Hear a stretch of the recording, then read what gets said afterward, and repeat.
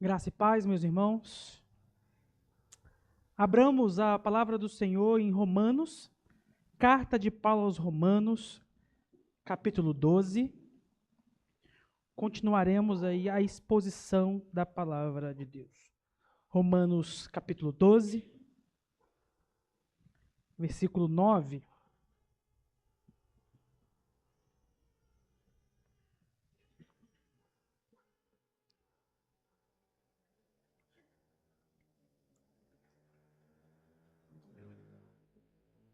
Romanos, capítulo 12, 9, até o versículo 15, diz assim a palavra de Deus: O amor seja sem hipocrisia, detestai o mal, apegando-vos ao bem.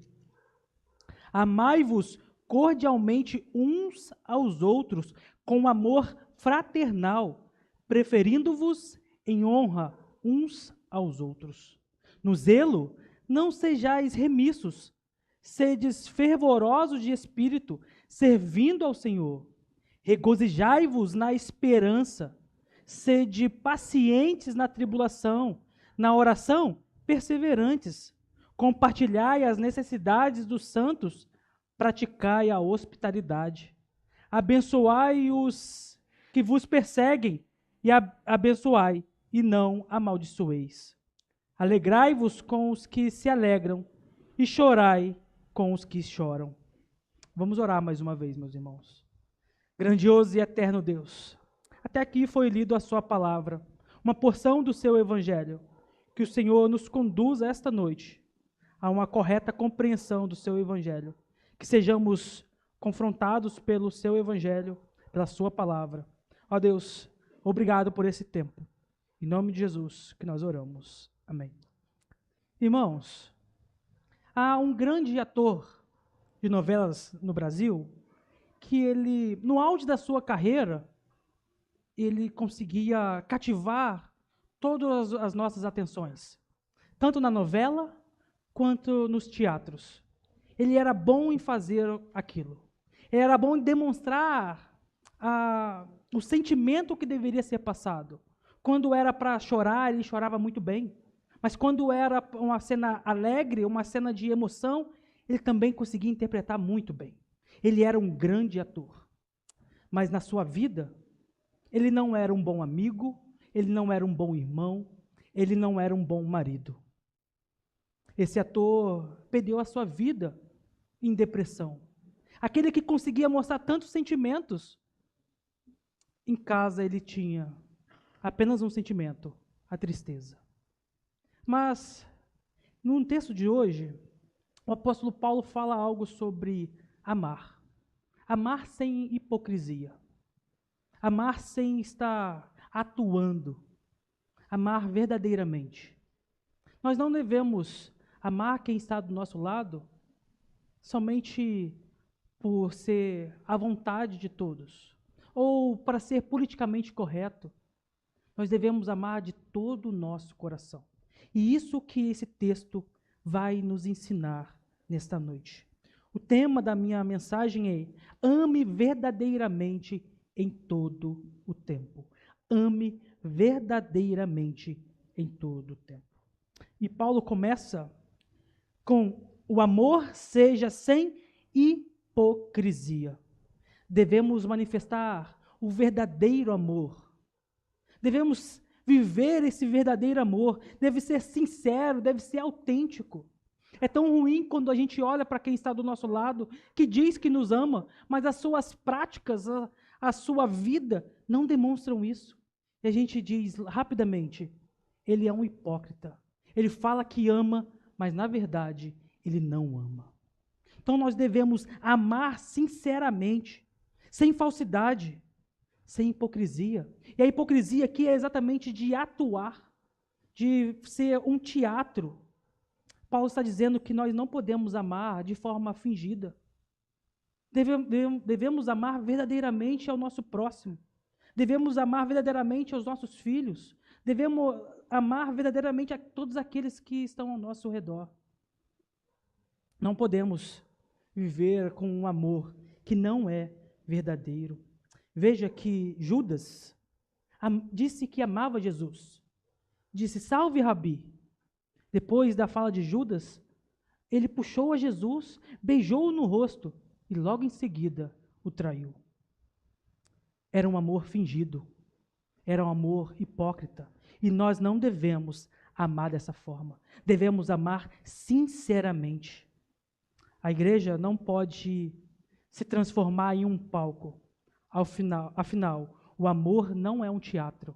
O amor faz parte da nossa vida. O amor deve ser real. Uma outra característica a respeito desse amor, que controla toda essa passagem, é que além de ser autêntico e genuíno, não é apenas uma emoção. Sabemos disso porque, veja como interessante o texto. Ele fala, o amor seja sem hipocrisia. E logo em seguida, em todo o texto que a gente leu, o apóstolo Paulo vem dar conselhos ou direcionamentos para que a gente viva sem hipocrisia. Então, é mais ou menos assim, você me ama? Então faça isso, isso e aquilo. Então, tudo que a gente vai ver agora, daqui para frente, é uma resposta a um amor verdadeiro. Então, o seu amor é sem hipocrisia. Então, você vai ter que fazer tais coisas. Nós veremos isso a seguir. Tomar atitudes em amor. Amor não é um sentimento que você tem. Amor não é um pensamento bom pelo próximo. O amor não é aquele sentimento de um jovem tem por outro. O amor é uma ação. O amor vem acompanhado de atitudes. O amor sempre se manifesta de forma concreta. O amor não é apenas dizer que eu te amo, mas é fazer algo em prol de você. É fazer algo santo em favor. O amor não pode ser, eu te amo, mas continue aí, do jeito que você está. Nós devemos ter um amor bíblico ao agir em prol dos outros. Não viva como um amor deste mundo. Um amor que diz que eu te amo, mas faço todas as coisas erradas contra a pessoa. Eu amo minha esposa, mas no secreto eu faço coisas que não agradam a ela. Eu amo meu filho, mas eu faço coisas que não ajudam ao crescimento dele. Eu amo meus pais, mas eu desobedeço. Eu amo meu irmão, mas eu faço o que magoa ele.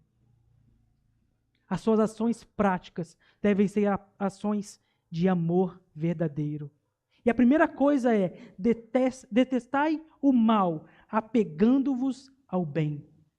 Devemos odiar o mal. Devemos odiar o mal com todas as nossas forças e amar o bem. Então você odeia o mal e apega-se ao bem.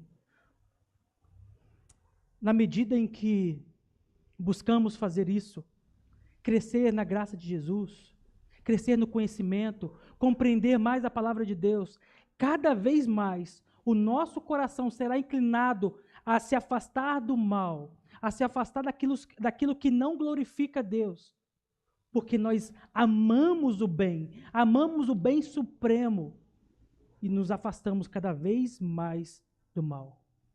E aí você pode me perguntar, mas eu tenho que nutrir um ódio no meu coração contra o mal? Irmãos, nutrir ódio por qualquer pessoa que seja, faz mal a si mesmo. E isso não é bíblico. Mas você deve odiar o mal. Quando você odeia o mal, você está se aproximando de Deus. Você está se aproximando daquilo que é santo. Ou seja, aquele que tem a vida eterna, ele vai odiar a morte eterna. Aquele que fala, eu preciso da santidade, ele vai odiar o pecado. E hoje tem um mal que tem entrado em nossas igrejas, que é o aborto. Pessoas dizendo que o aborto é bom, que o aborto é agradável, que a mulher precisa disso. Nós não podemos amar algo dessa magnitude. Nós não podemos amar algo tão feio e horrendo diante de Deus. Nós devemos amar a vida, que é o contrário da morte. Não deixe que o mal tome conta do seu coração. Afaste-se do mal. Precisamos cada vez mais ter olhos santos purificar o nosso olhar, purificar aquilo que nós estamos vendo, para conseguirmos nos afastar deste mal. O mundo tem influenciado a nossa vida porque a gente tem visto coisas que não agradam a Deus. Temos nos aproximados do mal. E a próxima ordem de Paulo é: amai-vos cordialmente uns aos outros com amor fraternal. Aquele mesmo amor que vocês têm em casa com o seu pai, com o seu filho, com o seu irmão, você deve ter esse mesmo amor aqui dentro. Somos todos uma mesma família, uma grande família de Cristo. Devemos desenvolver esse amor aqui. Devemos ter esse amor maravilhoso que nós desfrutamos em casa, aqui também. Às vezes os nossos filhos, ou o nosso marido, ou a nossa esposa, faz algo ruim, mas mesmo assim a gente perdoa. Porque a gente tem um amor que perdoa aquele que está ao nosso lado. Mas às vezes na igreja, alguém está ao nosso lado, faz algo mal, faz algo ruim contra nós, e nós não perdoamos. Nós nos afastamos, e se esse mal for um pouco maior, nós decidimos, vou sair da igreja, porque aquela pessoa me magoou.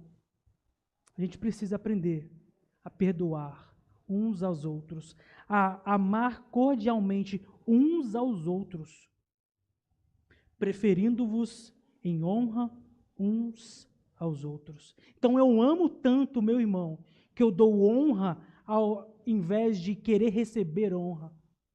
Eu não quero receber honra, eu quero dar honra a quem honra. Eu preciso manifestar o meu amor por meio da honra. Jesus, certa vez, disse em uma parábola que quando alguém te convidar para um grande banquete, você não chega lá, procura um melhor lugar e se senta, querendo honra para si. Você senta no lugar mais distante, mais longe. E se alguém quiser te honrar, vai te tirar de lá e vai te levar para um outro lugar. Então a gente deve dar honra, porque eu amo tanto vocês que eu prefiro honrá-los ao invés de ser honrado. Isso, de certa forma, acontece em nossa casa. Quando sentamos para almoçar, normalmente o pai tem uma preferência na mesa. Normalmente está aqui na cabeceira da mesa e senta todo mundo. O pai pode não estar em casa, aquele lugar fica ali separado, até que ele chegue. Quando a gente vai em algum lugar visitar, almoçar com alguém, e não é a nossa casa, a gente não senta no topo da mesa, a gente dá honra. A gente precisa honrar aqueles que estão nos recebendo. Então, na igreja também é assim. Honre a quem está do seu lado. Não deseje honra para si. Maior aquele que dá honra do que aquele que recebe. O amor é isso, é uma atitude. Dar honra pode ser um meio de você mostrar o quanto você ama quem está ao seu lado. Não deixe que o seu coração seja cheio de honra para que você precise receber honra a todo tempo, ao invés de doá-la, de dá-la. E continua. A próxima ordem é: no zelo não sejais remissos. Em uma outra tradução diz assim: não sejais preguiçosos em vossas ocupações. O amor genuíno também se manifesta no serviço. E aqui esse serviço, que nós não podemos ser remissos, é no trabalho de Deus. É fazer as coisas de Deus. É estar ocupado com as coisas de Deus. Um grande pregador, fazendo um sermão, o título do sermão era Se esforçar pelo reino de Deus. Ele usa Mateus 11:12 e diz assim: desde os dias de João Batista até agora, o reino dos céus é tomado por esforço, e os que se esforçam se apoderam dele. Esse pastor queria dizer que os que aceitaram a Cristo, nasceram de novo, receberam um espírito de zelo para buscar as coisas de Deus com um senso de urgência e com fome e paixão. Assim é o nosso dever, irmãos. Nós fomos regenerados, nós nascemos de novo, nós temos um novo corpo glorificado. Ainda não nos moldes que esperamos, mas você pode fazer a vontade de Deus. Então, não sejamos remissos na obra do Senhor. Não deixemos que as nossas atividades extra-igreja nos impeçam de fazer a vontade de Deus. E nós não fazemos a vontade de Deus apenas aqui, neste lugar. Nós não temos duas vidas. Nós não temos uma vida fora da igreja e uma vida dentro da igreja. Nós temos apenas uma vida, apenas um Senhor. Então nós devemos fazer a vontade dele em todo lugar, em todo tempo, no nosso trabalho, na nossa escola. Nós não temos tempo a perder. Você serve a Deus com fervor. Você deve servir a Deus com total cuidado. Você deve ser um crente que é um indivíduo em atividade para Deus. Precisa arder de zelo pelas coisas de Deus. Não devemos ser mornos em nossas atividades. Devemos trabalhar para a honra e para a glória de Deus. E a próxima lição é: regozijai-vos na esperança, sede pacientes na tribulação e na oração, perseverantes. E o cristianismo pode ser dividido aqui em 3 dimensões. A primeira é a dimensão da alegria, que devemos manifestar em todo o tempo, que somos chamados a nos alegrar em Deus. Havia uma grande dívida a ser paga. Havia algo que nós não conseguiríamos pagar. Mas Jesus Cristo pagou essa grande dívida. Jesus Cristo fez o que nós não conseguíamos fazer. Então, por isso, você deve viver alegre em todo o tempo. A maior dívida da sua vida foi paga na cruz. A maior dívida da sua vida derramou o sangue precioso de Jesus Cristo. Então, a partir de entender isso, você deve olhar para isso e imaginar: todas as circunstâncias que eu estou vivendo hoje são mínimas diante do que Deus fez por mim. Só isso basta para sermos felizes no Senhor.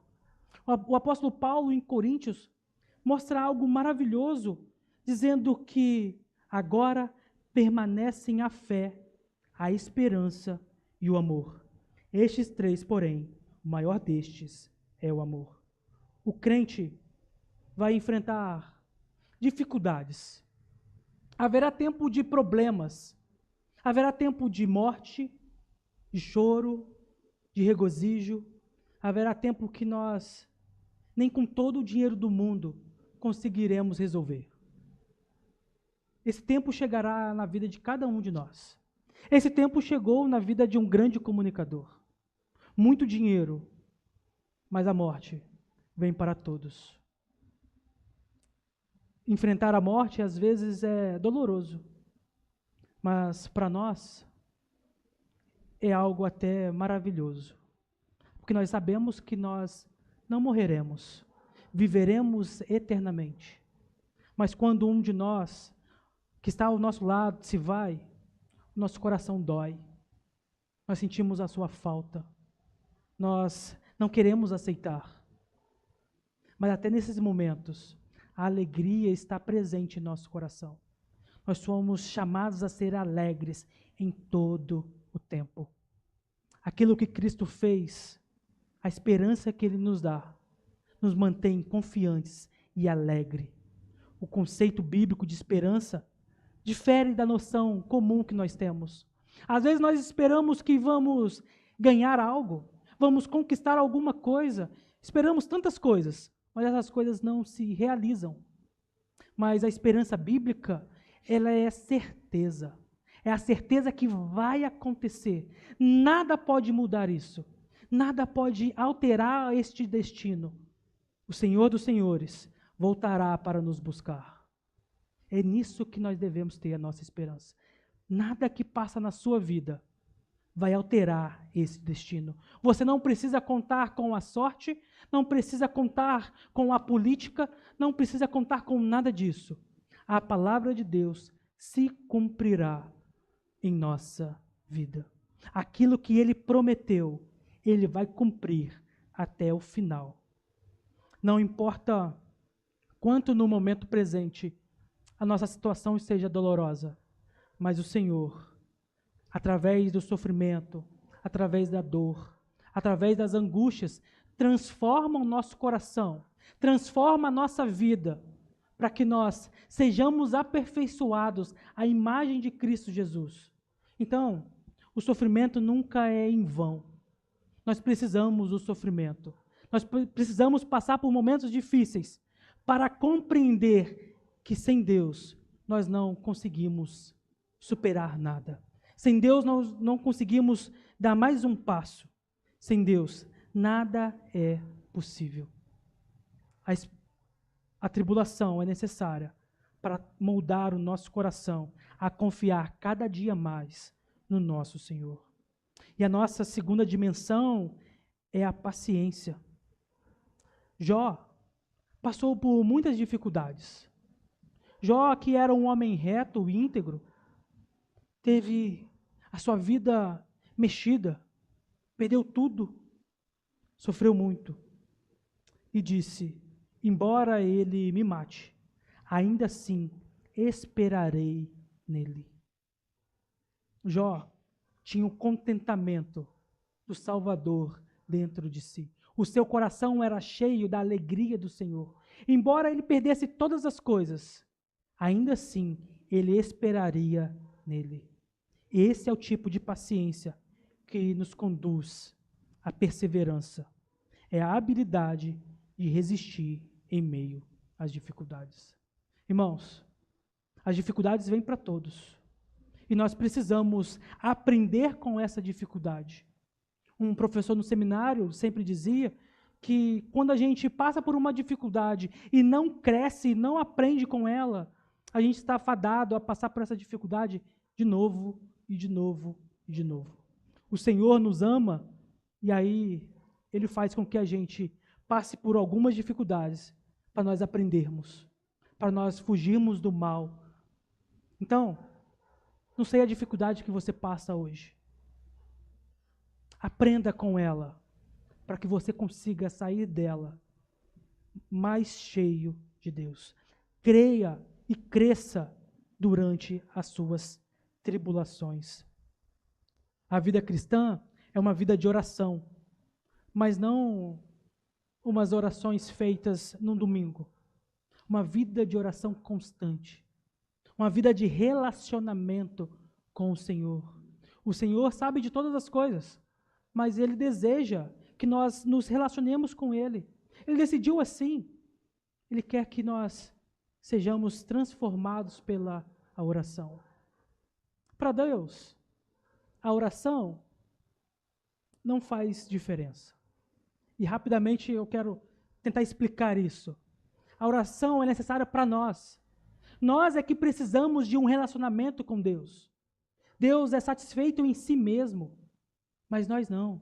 Nós precisamos de um Deus Pai que olha por nós. Nós precisamos de um grande irmão que morreu por nós. E nós precisamos de um Espírito que nos console em todos os momentos da vida. Para isso, a gente precisa ter relacionamento com esse Deus maravilhoso, para que nós consigamos viver essa vida com a alegria que vem do Senhor. Versículo 13 diz: regozijai-vos na esperança, sede pacientes na tribulação, na oração, perseverantes. Compartilhai as necessidades dos santos, praticai a hospitalidade. E Paulo aqui está expandindo o conceito de amor sem hipocrisia. Então você precisa agora compartilhar as necessidades dos santos. E talvez santos fica uma linguagem talvez não tão acessível, mas santos se referem aos membros da igreja do Senhor. Então todos vocês são os santos de Deus. E a gente precisa compartilhar essas necessidades. Quando alguém está com fome, alguém está faltando algo em casa, o meu amor, que é uma ação, é levar alguma coisa para essa pessoa. Levar o meio para que aquela pessoa consiga se alimentar, se sustentar de alguma forma. quando a gente tem um amor que é apenas um sentimento, talvez a gente é inclinado a fazer apenas uma oração em casa e dizendo: Senhor, o meu irmão está passando fome, dê-o de comer. Você precisa compartilhar essas necessidades. Precisamos orar, mas também agir em amor, levar o sustento para aqueles que estão ao nosso redor. Devemos mostrar o quanto nós amamos, nos importamos. Não podemos apenas olhar para as necessidades e pedir para Deus suprir. Você é o instrumento na mão de Deus para suprir o seu irmão. Você tem um bom emprego, tem um salário, você talvez tenha a condição de ajudá-lo. Então a gente precisa ajudar. É uma ordem do apóstolo Paulo. Falando assim, o seu amor é sem hipocrisia, então ajude a quem está do seu lado. Se o seu amor é sem hipocrisia, vá lá, ofereça o seu ombro, ofereça a sua ajuda, abra o seu bolso e ofereça o que ela precisa. Esse é um amor sem hipocrisia. Às vezes, a gente está acostumado com umas teologias que criaram por aí, que o crente não passa por dificuldades, mas isso não é verdade. Os crentes passam por dificuldades. E é por isso que o apóstolo Paulo está ensinando aqui, que nós devemos ajudar a assistir os nossos irmãos. Não podemos deixar isso passar. Não podemos nos dar o fruto de ter apenas um sentimento por ele e não fazermos nada. Como é bom receber uma visita de alguém que traz o alimento que eu não tinha. Como é bom receber ajuda quando eu mais precisei. A nossa igreja precisa desfrutar disso cada vez mais.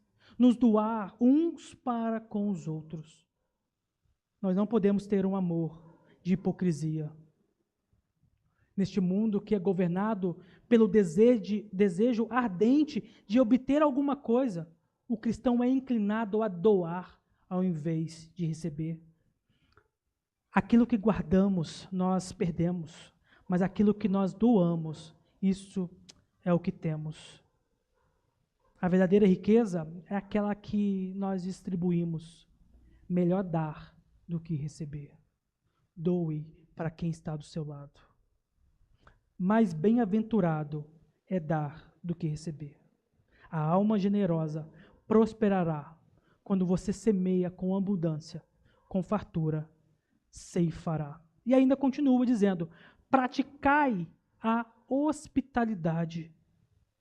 Devemos ser hospitaleiros, receber aquelas pessoas ao nosso redor, receber pessoas que estão viajando e vão passar por aqui, pessoas que vêm e que vão, e que precisam de um lugar. Imagine nos tempos de Paulo, onde não tinha hotéis, não tinha o tal Airbnb, não tinha nada disso. O apóstolo Paulo está ensinando: recebam as pessoas. E é exatamente isso que acontece com Paulo. Ele é recebido em várias casas, ele vai passando em todos os lugares. Uma viagem missionária gigante que ele fez. Imagine se não tivesse lugar para ficar. O evangelho se expandiu de tal maneira, porque as pessoas abriram a porta das suas casas para deixar o evangelho entrar.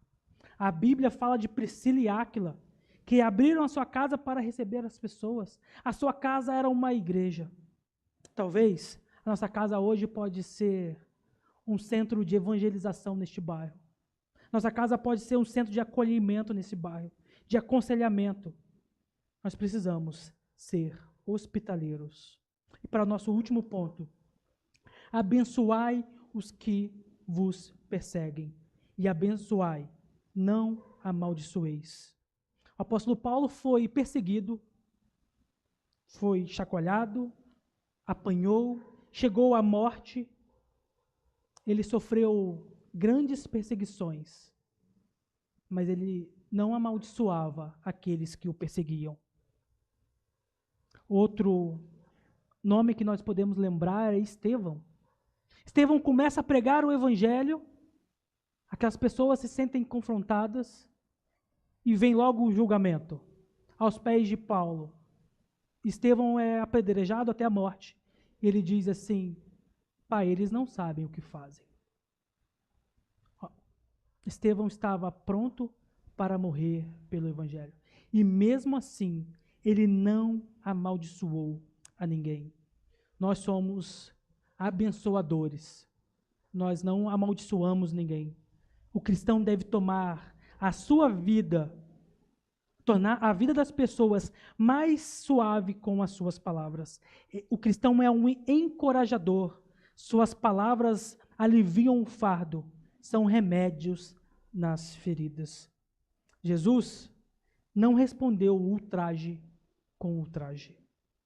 Os homens cuspiram nele, arrancaram a sua barba, espancaram a sua cabeça, surraram o seu corpo, pregaram numa cruz. Mas ele, que podia fuzilá-los com o seu juízo, abriu os lábios para interceder por eles. O nosso Senhor não amaldiçoou ninguém, ele apenas intercedeu. Então, por isso, irmãos, nós devemos ser bênçãos onde quer que estejamos. Devemos abençoar aqueles que nos perseguem. E o próximo ponto é: alegrai-vos com os que se alegram.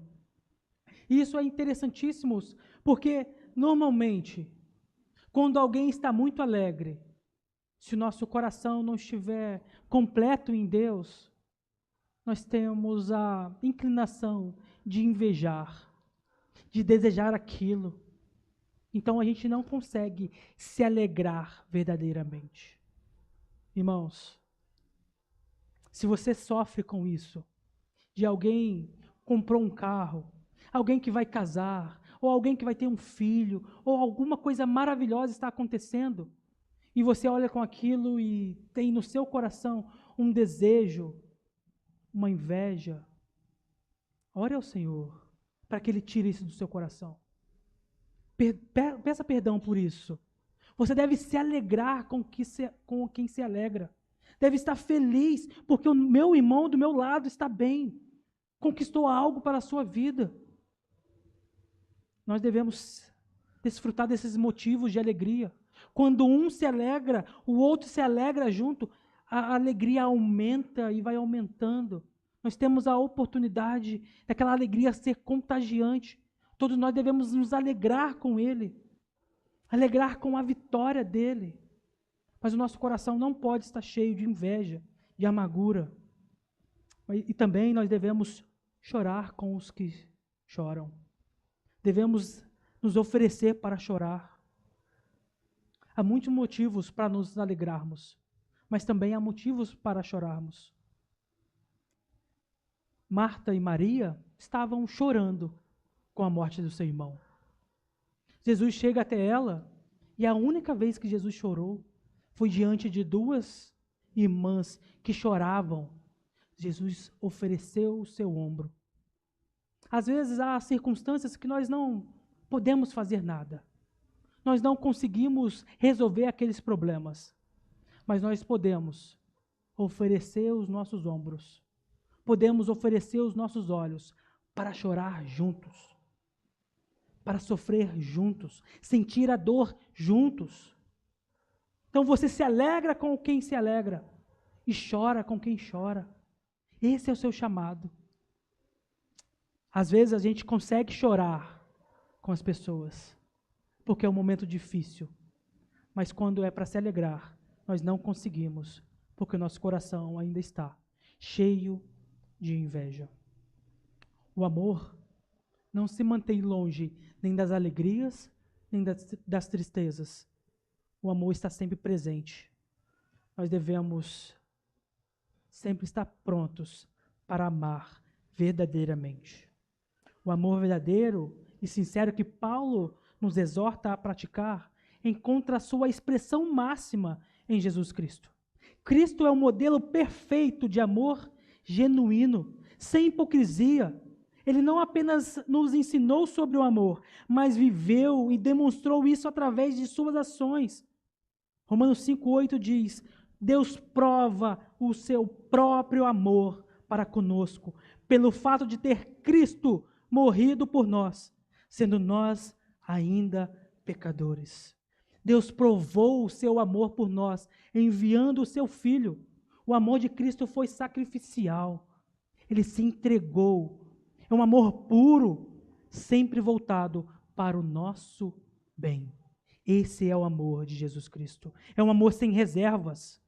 Seu amor por nós se manifestou em atos concretos. Ele curou doentes, alimentou os famintos, chorou com os que choravam e finalmente entregou-se à morte por nossos pecados. E ainda diz em João 13:31, tendo amado os seus que estavam no mundo, amou-os até o fim. Jesus Cristo nos amou até a morte de cruz. Ele nos amou até o fim. Assim como Cristo nos amou, nós devemos amar uns aos outros. Esse amor deve refletir em nossa comunidade. Jesus é o nosso exemplo maior de amor. Talvez você ainda não se identifique como um cristão. E está se perguntando, como é possível eu amar igual a Jesus? Como é possível viver dessa forma? Não é possível você desenvolver esse tipo de amor. Esse tipo de amor só é dado pelo Espírito Santo. Somente quando você compreende o que Cristo fez por você naquela cruz. Esse amor genuíno, esse amor verdadeiro, somente é dado àqueles que conhecem a Cristo Jesus.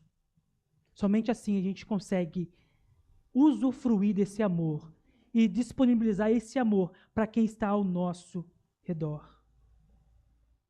Esse tipo de amor não é encontrado em festas, não é encontrado em baladas, não é encontrado em outros lugares. Esse amor só é encontrado na casa de Deus. Esse amor só é encontrado na cruz de Cristo. Esse amor só é experimentado quando a nossa vida está diante do Senhor. Nós nos dobramos nossos joelhos diante desse Deus maravilhoso e entendemos que precisamos de um Redentor. É aí que você consegue encontrar o verdadeiro amor. Nós também somos chamados a viver desse acordo. Como exemplo de Cristo, você foi amado. Cristo nos amou primeiro. Você foi amado. Mas isso não para aí. Você deve resplandecer esse amor. Você deve mostrar esse amor para as pessoas que estão ao seu redor, seja amigas, seja inimigas. Você deve mostrar esse amor a todas as pessoas, porque o amor é uma ordem de vida, é um mandamento divino. Nós não podemos desobedecê-lo, devemos fazer a vontade dele. Cristo nos amou e morreu naquela cruz. E agora ele pede que a gente ele ordena que a gente ame uns aos outros. Este mandamento deve ser cumprido. Paulo nos chama a um amor verdadeiro, sem máscaras e sem hipocrisia. Nós não podemos viver fingindo que amamos uns aos outros. Nós precisamos amar verdadeiramente, amar em todo o tempo. Não desperdice o seu tempo odiando o seu irmão. Ame o seu irmão. Ame os seus inimigos. Que nós possamos refletir o amor de Deus, o amor que Cristo teve por nós neste mundo caído, neste mundo que não sabe o que é amor. E que o Senhor nos abençoe.